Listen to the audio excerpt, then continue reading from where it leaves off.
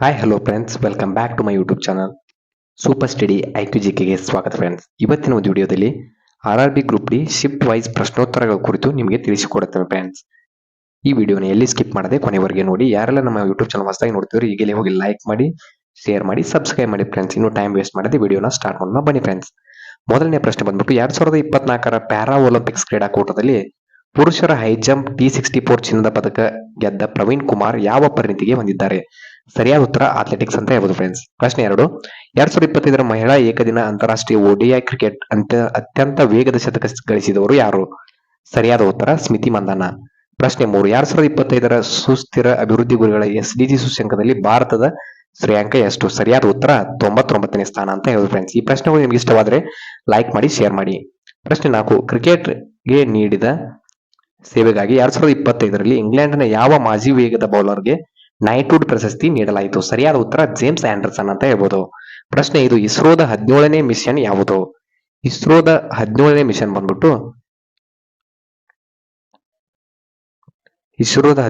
ಬಂದ್ಬಿಟ್ಟು GSLV F-15 ಅಂತ ಹೇಳ್ಬೋದು ಫ್ರೆಂಡ್ಸ್.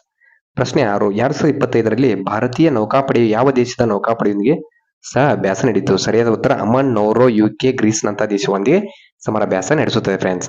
ಪ್ರಶ್ನೆ 7, ಪರಿಸರ ವ್ಯವಸ್ಥೆಯಲ್ಲಿ ಒಂದು ಟ್ರೋಪಿಕ್ ಮಟ್ಟದಿಂದ ಇನ್ನೊಂದು ಮಟ್ಟಕ್ಕೆ ಶೇಕಡ ಎಷ್ಟು ಶಕ್ತಿಯ ವರ್ಗಾವಣೆ ಆಗುತ್ತದೆ?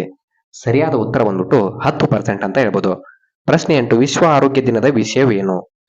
2025ರ ವಿಶ್ವ ಆರೋಗ್ಯ ದಿನದ ವಿಷಯ ಬಂದ್ಬಿಟ್ಟು ಆರೋಗ್ಯಕರ ಆರಂಭಗಳು ಮತ್ತು ಆಶಾದಾಯಕ ಭವಿಷ್ಯಗಳು ಇದರ ವಿಷಯವಾಗಿತ್ತು. ಪ್ರಶ್ನೆ 9, ಒಂದು ಜೀವಕೋಶವು 2 ಜೀವಕೋಶಗಳಾಗಿ ವಿಭಜನೆಯಾಗಿ ಜೀನ್ಗಳನ್ನು ವರ್ಗಾಯಿಸುವ ಪ್ರಕ್ರಿಯೆಯನ್ನು ಏನೆಂದು ಕರೆಯುತ್ತಾರೆ? ಸರಿಯಾದ ಉತ್ತರ ಜೀವಕೋಶ ಅಥವಾ ಅಪೋಪ್ಟೋಸಿಸ್ ಅಂತ ಕರೀತಾರೆ ಫ್ರೆಂಡ್ಸ್. ಪ್ರಶ್ನೆ 10, ಜೂನ್ 2025ರಲ್ಲಿ ನಡೆದ ಕೇಂದ್ರ ವಲಯ ಮಂಡಳಿಯ 25ನೇ ಸಭೆಯ ಅಧ್ಯಕ್ಷತೆ ವಹಿಸಿದವರು ಯಾರು? ಸರಿಯಾದ ಉತ್ತರ ಬಂದ್ಬಿಟ್ಟು ಅಮಿತ್ ಶಾ ಅಂತ ಹೇಳ್ಬೋದು ಫ್ರೆಂಡ್ಸ್. ಪ್ರಶ್ನೆ 11, ಇತ್ತೀಚೆಗೆ ಯಾವ ಬ್ಯಾಂಕ್ 2025ರಲ್ಲಿ ತನ್ನ ವಿಡಿಯೋ KYC ಮತ್ತು KYC ನವೀಕರಣವನ್ನು ನವೀಕರಿಸಿದೆ ಅಥವಾ ಸಕ್ರಿಯಗೊಳಿಸಿದೆ? ಸರಿಯಾದ ಉತ್ತರ ಬಂದ್ಬಿಟ್ಟು ಸ್ಟೇಟ್ ಬ್ಯಾಂಕ್ ಆಫ್ ಇಂಡಿಯಾ. ಪ್ರಶ್ನೆ 12, ದೆಹಲಿ NCRನಲ್ಲಿ ವಾಯು ಗುಣಮಟ್ಟ ಸೂಚ್ಯಂಕ ನಿಯಂತ್ರಿಸಲು ಯಾವ ಸಂಸ್ಥೆ ಮೊದಲ ಹಂತದ ಜಾರಿಗೆ ಪ್ರಾರಂಭಿಸಿದೆ? ಸರಿಯಾದ ಉತ್ತರ ಬಂದ್ಬಿಟ್ಟು ವಾಯುಗುಣ ಮಟ್ಟ ನಿರ್ವಹಣೆ ಮೊದಲ ಜಾರಿಗೆ ತರಿಸಿದೆ ಫ್ರೆಂಡ್ಸ್.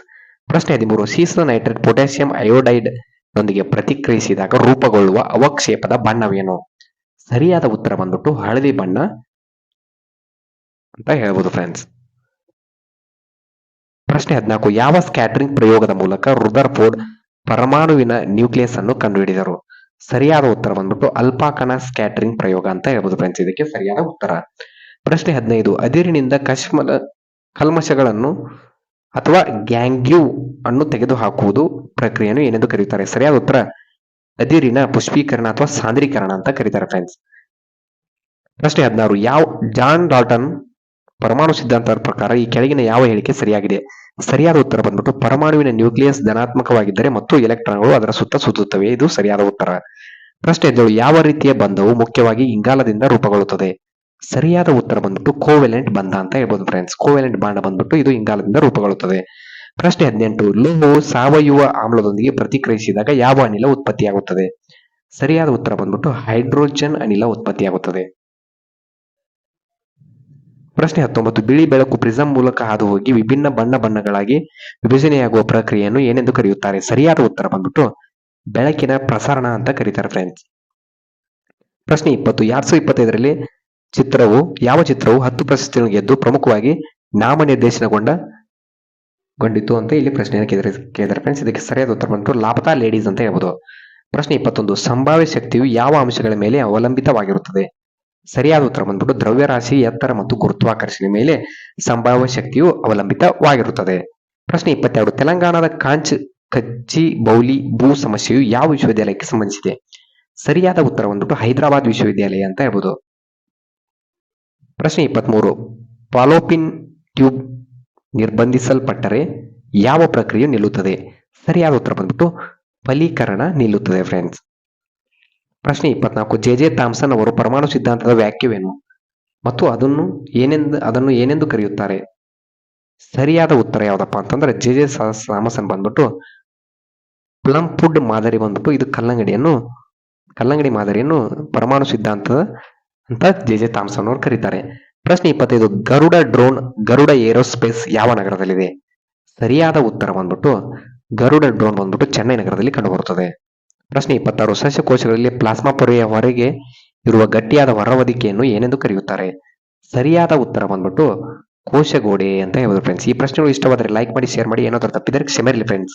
ಪ್ರಶ್ನೆ 27, ವಿದ್ಯುತ್ 840 ವ್ಯಾಟ್ ವೋಲ್ಟೇಜ್ 220 ವೋಲ್ಟ್ ಆಗಿದ್ದರೆ ಪ್ರತಿರೋಧದ ಮೌಲ್ಯ ಎಷ್ಟು? ಸರಿಯಾದ ಉತ್ತರ 57.6 ಓಮ್ ಅಂತ ಹೇಳ್ಬೋದು ಫ್ರೆಂಡ್ಸ್. ಪ್ರಶ್ನೆ 28, ಪೆಟ್ಟಿಗೆಯ ಆರಂಭಿಕ ವೇಗ 10 ಮೀಟರ್ ಪರ್ ಸೆಕೆಂಡ್ ಆಗಿದ್ದರೆ ಅದರ ಅಂತಿಮ ವೇಗ ಎಷ್ಟು? ಸರಿಯಾದ ಉತ್ತರ ಬಂದ್ಬಿಟ್ಟು 20 ಮೀಟರ್ ಪರ್ ಸೆಕೆಂಡ್ ಅಂತ ಹೇಳ್ಬೋದು ಫ್ರೆಂಡ್ಸ್.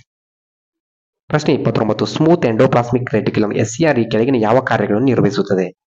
ಸರಿಯಾದ ಉತ್ತರ ಬಂದ್ಬಿಟ್ಟು ಲಿಪಿಡ್ಗಳ ಸಂಶ್ಲೇಷಣೆ. ಇದು ಫಾಸ್ಫೋಲಿಪಿಡ್ಗಳು ಮತ್ತು ಇತರ ಲಿಪಿಡ್ಗಳನ್ನು ಉತ್ಪಾದಿಸುವುದು ಇದರ ಕಾರ್ಯವಾಗಿದೆ.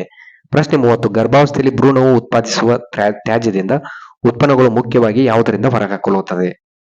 ಸರಿಯಾದ ಉತ್ತರ ಯಾವ್ದಪ್ಪ ಅಂತಂದ್ರ ಜರಾಯು ಮೂಲಕ ಹೊರ ಹಾಕುತ್ತದೆ ಫ್ರೆಂಡ್ಸ್. ಪ್ರಶ್ನೆ 31, ಇತ್ತೀಚೆಗೆ ಸುದ್ದಿಯಲ್ಲಿ ಉಲ್ಲೇಖಿಸಲಾದ ಈ ಜಾಗೃತಿ ಪೋರ್ಟಲ್ನ ಪ್ರಮುಖ ಉದ್ದೇಶವೇನು? ಇದರ ಪ್ರಾಥಮಿಕ ಉದ್ದೇಶ. ಸರಿಯಾದ ಉತ್ತರ ಹಣಕಾಸು ಗ್ರಾಹಕರ ದೂರುಗಳು ಮತ್ತು ಸಮಗ್ರ ತ್ವರಿತ ಪರಿಹಾರ. Thank you for the watching guys.